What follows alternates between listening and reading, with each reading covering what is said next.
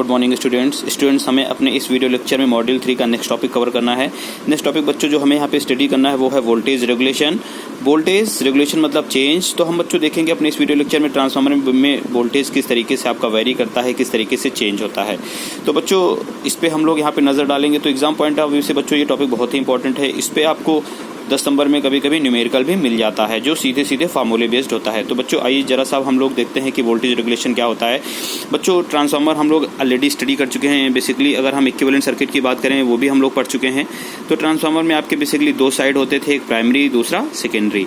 तो जरा सा अगर हम सेकेंडरी पे नज़र डालें इस तरीके से तो देखिए सेकेंडरी पे हमारा E2 जो हमारा इंड्यूस वोल्टेज है और V2 जो हमारा लोड वोल्टेज है। अगर बच्चों हम सेकेंडरी में लोड वोल्टेज ना लगाएं, इस तरीके से इसको हटा लें तो केवल सेकेंडरी वोल्टेज वहाँ पे एग्जिस्ट करता है, जिसको हम लोग सेकेंडरी वोल्टेज भी कह सकते हैं या secondary terminal voltage on no load भी कह सकते हैं। मीन जब हमने लोड नहीं लगाया हुआ है तो E2 हमारा कौन सा वोल्टेज होगा, secondary voltage on no load. ऐसे ही बच्चों जब हम लोड लगा लेंगे तो फिर हमारा वहाँ पे क्या आ जाएगा, V2 आ जाएगा। तो V2 को हम बच्चों क्या कहेंगे, V2 को बोलेंगे secondary terminal voltage on load, क्योंकि सेकेंडरी का वोल्टेज है। क्लियर? कब? जब हम लोड लगा रहे होंगे तभी ये वोल्टेज वहाँ पे एग्जिस्ट करेगा। तो बच्चों हमारे पास दो वोल्टेज हैं सेकेंडरी में, एक E2 जिसको हम बोलेंगे secondary terminal voltage on no load. Means अगर हमारा लोड जो है वो नहीं भी होगा तभी भी E2 एग्जिस्ट कर रहा होगा। दूसरा वोल्टेज बच्चों क्या होगा, V2 जो लोड लगाने पे ही होगा। तो V2 हमारा होगा secondary terminal voltage on load. तो बच्चों हम देखेंगे कि ये वोल्टेज हमारा किस तरीके से ट्रांसफार्मर में वेरी करेगा। तो आइए बच्चों जरा सा अगर हम वोल्टेज रेगुलेशन के फार्मूले की बात करें, वोल्टेज रेगुलेशन को हम लोग रेगुलेशन को R से डिनोट करेंगे, इसको परसेंटेज में इंडिकेट करेंगे। परसेंटेज का मतलब होगा 100 से मल्टीप्लिकेशन। तो बच्चों वोल्टेज रेगुलेशन को हम R से डिनोट करेंगे। मैथमेटिकल इसका जो फार्मूला होगा वो होगा E2 minus V2 upon V2 into, चूँकि परसेंटेज में लिख रहे थे 100। तो बच्चों ये वोल्टेज रेगुलेशन का मैथमेटिकल फार्मूला होता है, जहाँ पे E2 क्या होगा, जैसा कि हम अभी जिक्र कर चुके हैं बच्चों। ये देखो E2 क्या होगा, सेकेंडरी टर्मिनल वोल्टेज ऑन, जब लोड नहीं होगा तब secondary terminal voltage on no load. तो बच्चों इस फार्मूले में हमारा जो E2 होगा वो क्या होगा, secondary terminal voltage on no load. ऐसे ही जो V2 होगा बच्चों ये क्या होगा, V2 होगा secondary terminal voltage on load. Clear? अब इनका अगर हम रेशियो ले रहे होंगे तो वो आपका वोल्टेज रेगुलेशन बन जाएगा। तो बच्चों इस फार्मूले को डिफाइन करने के लिए आइए जरा सा हम नज़र डालते हैं। बच्चों देखो ट्रांसफार्मर में जैसे ही जैसे आपका लोड इंक्रीज करेगा, लोड मतलब बच्चों क्या, V2, जैसे ही जैसे आपका V2 इंक्रीज करेगा तो अब बच्चों अगर हम यहाँ पे KVL का यूज़ करें, इस तरीके से KVL लगाएं तो देखो अगर हमने यहाँ पे प्लस साइन लिया हुआ है, ऐसे यहाँ पे प्लस साइन लिया हुआ है, यहाँ पे माइनस साइन लिया हुआ है। तो बच्चों अगर हम यहाँ पे KVL क्लॉक के डायरेक्शन में अगर हम इस तरीके से यूज़ कर रहे होते हैं तो देखो E2 के पॉजिटिव साइन से बाहर आएंगे तो प्लस का कितना हो जाएगा, E2। अब चूंकि बच्चों देखो रेजिस्टेंस को हम लोग करंट से मल्टीप्लाई करके लिखते हैं माइनस के साथ, तो माइनस का यूज़ हमने करा, यहाँ पे करंट का यूज़ करा। सेकेंडरी का करंट बच्चों कितना है, I2, हमने वो लिख लिया। अब देखो बच्चों यहाँ पे सेकेंडरी का रेजिस्टेंस R2 है, सेकेंडरी का रिएक्टेंस X2 है। लेकिन अभी देखो बच्चों ये प्राइमरी का रेजिस्टेंस रिएक्टेंस अलग है। अगर हम इसको प्राइमरी को सेकेंडरी में शिफ्ट कर लेते हैं तो बच्चों देखो इस तरीके से आपका डायग्राम बन जाता था इक्विवेलेंट सर्किट में। सेकेंडरी के टर्म में R2 ही टोटल रेजिस्टेंस हो जाएगा और टोटल रिएक्टेंस X2 ही हो जाएगा। ऐसे ही बच्चों अगर हम इसको प्राइमरी के टर्म में लिखें तो टोटल रेजिस्टेंस जो होगा वो R1 ही हो जाएगा और टोटल रिएक्टेंस X1 ही हो जाएगा। तो बच्चों हमने यहाँ पे क्या करा हुआ है, टोटल सेकेंडरी के टर्म में लिया हुआ है। तो जब टोटल सेकेंडरी के टर्म में लेंगे तो टोटल जो रेजिस्टेंस होगा बच्चों वो कितना हो जाएगा, R2 ही।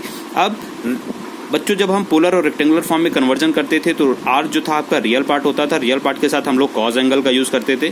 तो कॉस फाई आ गया, प्लस माइनस ये बच्चों ये लोड का जो पावर फैक्टर होगा, ये जो लोड हम यूज़ कर रहे हैं resistive, inductive, capacitive, power factor का जैसा नेचर होगा उसी हिसाब से यहाँ पे हम एंगल का यूज़ करेंगे। मींस लैगिंग होगा तो प्लस, लीडिंग होगा तो माइनस। तो अभी बच्चों चूंकि हमें नहीं पता है कि लोड कैसा होगा, इसीलिए हम यहाँ पे दोनों साइन यूज़ कर रहे हैं, प्लस माइनस। तो बच्चों जब लैगिंग लोड हुआ करेगा तो हम प्लस साइन यूज़ करा करेंगे, जब हमसे लीडिंग लोड बोलेगा तब हम लोग यहाँ पे माइनस साइन यूज़ करा करेंगे। तो बच्चों इस तरीके से अभी हमने यहाँ पे दोनों साइन लिए हुए हैं। तो आइए बच्चों जरा सा KVL की बात करें। यहाँ पे इस तरीके से ऐसे क्लॉक के डायरेक्शन में जब KVL यूज़ करें तो E2 यहाँ पे आ गए, माइनस करंट का जब यूज़ करते हैं तो हम लोग माइनस के साथ लिखते हैं उसको, माइनस I2। इसका बच्चों कितना हो जाएगा, R2E cos phi plus minus इसका बच्चों कितना हो जाएगा, टोटल सेकेंडरी का रिएक्टेंस X2E, X2E के साथ हम लोग बच्चों साइन फाई का यूज करते हैं। अब यहाँ पे प्लस था, यहाँ पे माइनस, हम लोग माइनस साइन से बाहर आएंगे, माइनस साइन से बाहर आएंगे तो माइनस का V2 इज इक्वल्स टू 0। अब बच्चों देखो यहाँ पे हम E2 माइनस V2 को यहाँ पे रोके तो ये जो राइट साइड शिफ्ट होगा तो प्लस का हो जाएगा। इस तरीके से I2 R2E cos phi plus minus X2E sin phi.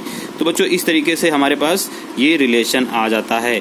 बच्चों E2 क्या है, secondary terminal voltage on no load, V2 क्या है, secondary terminal voltage on load. तो बच्चों अब देखिए जरा सा, अगर हमारे पास इस V2 की वैल्यू बढ़ती जाएगी तो इस पूरे रिजल्ट की value that is E2 minus V2 की वैल्यू कम होती जाएगी। क्यों? क्योंकि ये V2 देखो E2 में माइनस हो रहा है। तो कहने का मतलब ये है बच्चों, अगर हम V2 मीन्स V2 क्या है आपका, V2 है आपका लोड। अगर हम लोड की वैल्यू इंक्रीज करेंगे मीन्स लोड हम बढ़ाएंगे तो इस रिजल्ट की वो value means E2 minus V2 की वैल्यू आपकी और भी कम होती जाएगी। तो जब और भी कम होती जाएगी तो उसको क्या बोलेंगे, उसको बोलेंगे डिक्रीज। अब डिक्रीज चूंकि ये भी सेकेंडरी वोल्टेज है, ये भी सेकेंडरी वोल्टेज है, तो अब टोटल कहाँ का वोल्टेज हो गया, सेकेंडरी का वोल्टेज हो गया। तो जब आपका लोड इंक्रीज करेगा तो क्या होगा, सेकेंडरी जो वोल्टेज होगा टोटल वो डिक्रीज हो जाएगा, क्योंकि V2 E2 में माइनस हो रहा है तो अब जो टोटल सेकेंडरी का वोल्टेज होगा वो आपका माइनस हो जाएगा। तो इस E2 माइनस V2 को हम क्या बोलेंगे, decrease in secondary terminal voltage, क्योंकि ये भी सेकेंडरी टर्मिनल वोल्टेज है, ये भी सेकेंडरी टर्मिनल वोल्टेज है। तो अब E2 माइनस V2 को क्या बोलेंगे, क्योंकि माइनस हो रहा तो अब कम होगा, इसका इस रिजल्ट की वैल्यू E2 माइनस V2 की वैल्यू कम हो जाएगी, तो इसको बोलेंगे डिक्रीज इन सेकेंडरी वोल्टेज। तो बच्चों यहाँ पे देखो E2 माइनस V2 को क्या बोलेंगे, डिक्रीज इन सेकेंडरी वोल्टेज। अब क्या कर रहे हैं, उसका रेशियो ले रहे हैं, अपॉन में है चूंकि V2 तो रेशियो बोलेंगे उसको, रेशियो ले रहे हैं किसके साथ, V2 क्या था आपका, secondary terminal voltage on load. तो बच्चों वही चीज यहाँ पे डिस्कस करी गई हुई है। तो अब आइए जरा सा यहाँ पे नजर डालते हैं, वोल्टेज रेगुलेशन क्या कह रहा है, as load on transformer is increases, यानी जैसे जैसे V2 की वैल्यू आपकी इंक्रीज होगी तो क्या होगा बच्चों, कह रहा कि as load on transformer is increases the secondary voltage from its no load value that is this decrease E2 minus V2 is decreases. कहने का मतलब ये है बच्चों, जैसा कि हम देखो यहाँ पे मैथमेटिकली देख चुके हैं कि अगर आपका V2 बढ़ रहा होगा तो E2 माइनस V2 की वैल्यू क्या होगी, कम होगी। तो वही बच्चों आपसे कह रहा है this decrease in secondary terminal voltage, this decrease मतलब E2 माइनस V2, चूंकि सेकेंडरी के दोनों वोल्टेज हैं, जैसे जैसे आप as load is transformer is as load on transformer is increases the E2 minus V2 is decreases. तो यही जो E2 माइनस V2 जो आपका डिक्रीज कर रहा है उसको अगर हम रेशियो ले लें, उसका किसके साथ रेशियो ले लें, सेकेंडरी टर्मिनल वोल्टेज का रेशियो ले लें। सेकेंडरी टर्मिनल वोल्टेज किसके साथ, ऑन लोड। क्यों? क्योंकि V2 आपका वोल्टेज है, कौन सा वोल्टेज, ऑन लोड। तो बच्चों इस चीज को बोलेंगे decrease in secondary terminal voltage.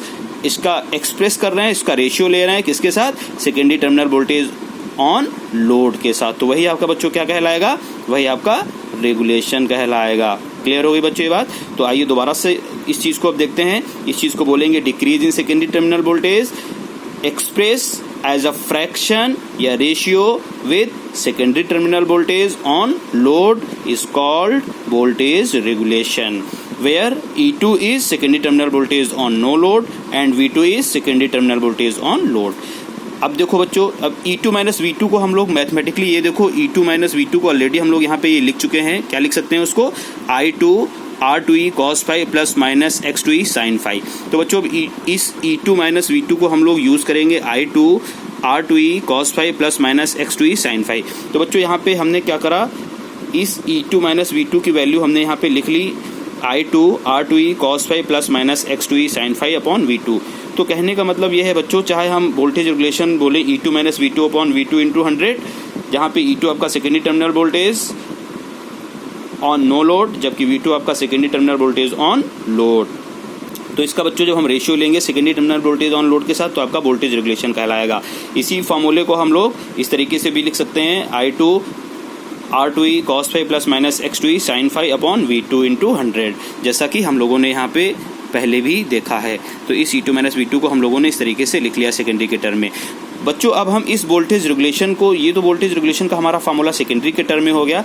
बच्चों हम लोग इसको प्राइमरी के टर्म में भी लिख सकते हैं। तो बच्चों जब प्राइमरी के टर्म में लिखेंगे तो यहाँ पे क्या हो जाएगा, E2 की जगह E1, ऐसे ही V2 की जगह V1 अपॉन में V1 हो जाएगा। ऐसे ही बच्चों ये वाला जो फार्मूला है प्राइमरी के टर्म में क्या हो जाएगा, I1 R2E की जगह क्या हो जाएगा, R1E cos phi plus minus X2E की जगह क्या हो जाएगा, X1E sin फाई अपॉन में क्या हो जाएगा, V2 की जगह V1 हो जाएगा। तो बच्चों इस वोल्टेज रेगुलेशन को हम लोग सेकेंडरी के टर्म में ऐसे लिख सकते हैं और प्राइमरी के टर्म में इस तरीके से रिप्रेजेंट कर सकते हैं। तो बच्चों ये वोल्टेज रेगुलेशन को हम लोग डिफाइन कर चुके हैं और ये उसका फार्मूला हो गया है। तो बच्चों आइए दोबारा से एक बार नजर डालते हैं वोल्टेज रेगुलेशन क्या होगा। डिक्रीज, इस चीज को बोलेंगे decrease in secondary terminal voltage express as a fraction या as a ratio of secondary terminal voltage on load is called voltage regulation. The voltage regulation can be also written as I2 R2E cos phi plus minus X2E sin phi upon V2. In terms of primary, it can be written as I1 R1E cos phi plus minus X1E sin phi upon V1. अब बच्चों देखिए आपसे numerical में कहेगा कि voltage regulation निकाल दीजिए। तो वोल्टेज रेगुलेशन के लिए हमें किसकी जरूरत पड़ेगी, हमें R2E की जरूरत पड़ेगी, हमें किसकी जरूरत पड़ेगी, हमें X2E की जरूरत पड़ेगी, या हमें किसकी जरूरत पड़ेगी, R1E की, या अगर हम ये वाला फार्मूला प्राइमरी के टर्म में यूज करेंगे तो X1E की। तो बच्चों हम कोई भी फार्मूला यूज कर सकते हैं, चाहे ये ऊपर वाला सेकेंडरी के टर्म में यूज कर लें, चाहे ये प्राइमरी के टर्म में यूज कर लें, फार्मूला दोनों से ही रेगुलेशन की वैल्यू सेम आ जाएगी आपकी। क्लियर बच्चों ये बात। अब R2E की अब वैल्यू हम लोग इक्विवेलेंट रेजिस्टेंस में, X2E की वैल्यू इक्विवेलेंट रिएक्टेंस में या प्राइमरी के टर्म में हम लोग ऑलरेडी पढ़ चुके हैं इसके पहले वीडियो के लेक्चर में, जिसमें हम लोगों ने देखा था इक्विवेलेंट रेजिस्टेंस, इक्विवेलेंट रिएक्टेंस और इक्विवेलेंट इंपीडेंस। सेम वैसे ही जैसे वहाँ पे हम लोग R2E X2E R1E X1E निकालते थे, सेम वैसे ही निकाल के बस डेटा हम यहाँ पे इस फार्मूले में यूज़ करेंगे, आपका वोल्टेज रेगुलेशन आ जाएगा। बच्चों कभी कभी एग्जाम में आपसे बोलता है कि वोल्टेज ड्रॉप निकालिए, तो वोल्टेज ड्रॉप बच्चों देखो वोल्टेज का जो डिफरेंस होगा वही वोल्टेज ड्रॉप होगा। तो वोल्टेज का डिफरेंस कितना है, E2 माइनस V2। तो जो ऊपर पार्ट लिखा हुआ था E2 माइनस V2 उससे ही हम लोग वोल्टेज ड्रॉप कहते हैं। तो एग्जाम में आपसे कभी कभी वोल्टेज रेगुलेशन पूछेगा, तो वोल्टेज रेगुलेशन पूछेगा तो हमें इन फार्मूले में रख लेना है डेटा। कभी कभी आपसे सिर्फ वोल्टेज ड्रॉप पूछेगा, तो बच्चों जब आपसे वोल्टेज ड्रॉप पूछेगा तो वोल्टेज ड्रॉप का फार्मूला E2 माइनस V2 जिसकी value I2 R2E cos phi plus minus X2E sin phi हम लोग इस तरीके से लिख सकते हैं। ऐसे इसको प्राइमरी के टर्म में E1 माइनस V1 को हम लोग क्या लिख सकते हैं, I1 R1E cos phi plus minus X1E sin phi। तो बच्चों ये जो E2 माइनस V2 या E1 माइनस V1 बोले प्राइमरी के टर्म में, यही जो वैल्यू है इसी को हम लोग कहेंगे आपका वोल्टेज ड्रॉप। कभी कभी बच्चे आपसे यहाँ से पूछ देगा कि सेकेंडरी टर्मिनल ऑन लोड निकालिए, तो secondary terminal voltage on load का मतलब क्या निकालना है बच्चों, V2 निकालना है। तो V2 की वैल्यू V2 इधर ले गए तो ये चीज़ इधर माइनस में आ जाएगी, E2 में माइनस हो जाएगी, तो आपका V2 निकल जाएगा। तो बच्चों इस तरीके से हमारा ये वोल्टेज रेगुलेशन था ट्रांसफार्मर में। इस तरीके से वोल्टेज आपका वेरी करता है, जैसे जैसे हम लोड को बढ़ाते हैं, सेकेंडरी टर्मिनल वोल्टेज को हम बढ़ाते हैं ऑन लोड पे, वैसे ही आपका ये जो ओवरऑल सेकेंडरी टर्मिनल वोल्टेज होता है ये डिक्रीज करता है। और उसका जब हम रेशियो ले लेते हैं, फ्रैक्शन ले लेते हैं किसके साथ, सेकेंडरी टर्मिनल वोल्टेज के साथ, तो उसे ही हम लोग वोल्टेज रेगुलेशन कहते हैं। अब बच्चों देखो अगर आपको कुछ भी नहीं आ रहा, ये चीज़ आपको दिक्कत कर रही है, तो सीधे इतना तो लिख ही सकते हैं कि it can be define as the ratio. ये रेशियो है, किसका रेशियो है, E2 माइनस V2 किसके साथ, V2 के साथ। तो वही बच्चों यहाँ पे कहा गया है ratio of E2 minus V2 to V2 is called per unit regulation. तो बच्चों जब कुछ भी नहीं आ रहा होगा तो हम सीधे फार्मूला लिख के बता देंगे कि ये रेशियो है E2 माइनस V2 का, V2 के साथ आपको मार्क्स मिल जाते हैं। आइए बच्चों अब दोबारा से इसकी कैरेक्टरिस्टिक्स के विषय में देखते हैं। बच्चों जैसा कि हम लोगों ने फार्मूला देखा voltage regulation E2 minus V2 upon V2 into 100 secondary के टर्म में, या इसी को हम लोग क्या लिख सकते हैं, I2 R2E cos phi plus minus X2E sin phi upon V2 into 100। तो बच्चों कहने का मतलब यह है कि जो आपका वोल्टेज रेगुलेशन है, मीन्स जो ये चीज़ है, ये देखो केवल आपका सेकेंडरी करंट पे ही नहीं डिपेंडेंट है। मीन्स जो आपका वोल्टेज रेगुलेशन है ये सिर्फ और सिर्फ सेकेंडरी करंट पे ही डिपेंडेंट नहीं है, ये है पावर फैक्टर जो आपका लोड है उसके पावर फैक्टर उसके नेचर पे भी डिपेंडेंट है। मींस ये लोड हम रेजिस्टिव यूज़ कर रहे हैं, इंडक्टिव यूज़ कर रहे हैं या कैपेसिटिव यूज़ कर रहे हैं, उस पर भी डिपेंडेंट होता है वोल्टेज रेगुलेशन। तो बच्चों जैसा कि ये फार्मूला है आपका वोल्टेज रेगुलेशन, तो वोल्टेज रेगुलेशन को हम लोग देखो ऐसे भी लिख सकते हैं।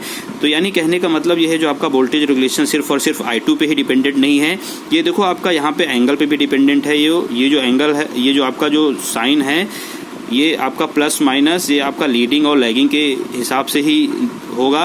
तो अगर आपका लीडिंग होगा पावर फैक्टर तो यहाँ पे हम प्लस लेंगे, अगर आपका लैगिंग होगा तो हम ये माइनस लेंगे यहाँ पे साइन। तो बच्चों आपका जो वोल्टेज रेगुलेशन है ये लोड के पावर फैक्टर के मैग्नीट्यूड पे भी डिपेंड करेगा और साथ ही साथ करंट पे भी डिपेंड करेगा। तो वही चीज़ बच्चों यहाँ पे बताई गई है कि secondary terminal voltage does not depends only on the magnitude of load current but it also depends on the nature of the power factor of the load. Clear हो रही बच्चे ये बात।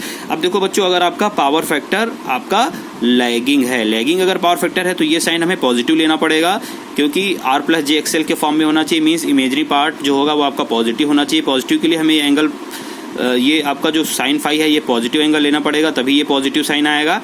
तो जब आपका पावर फैक्टर बच्चों लैगिंग होगा तो in case of lagging power factor, देखो जब आपका पावर फैक्टर बच्चों लैगिंग होगा तो ये हम प्लस साइन यूज करेंगे। जब हम प्लस साइन यूज करेंगे तो ये जो पूरा रिजल्ट है इसकी वैल्यू जो है वो ओवरऑल पॉजिटिव आएगी। क्यों? क्योंकि हम जब प्लस साइन यूज कर रहे हैं तो पूरी वैल्यू पॉजिटिव आएगी।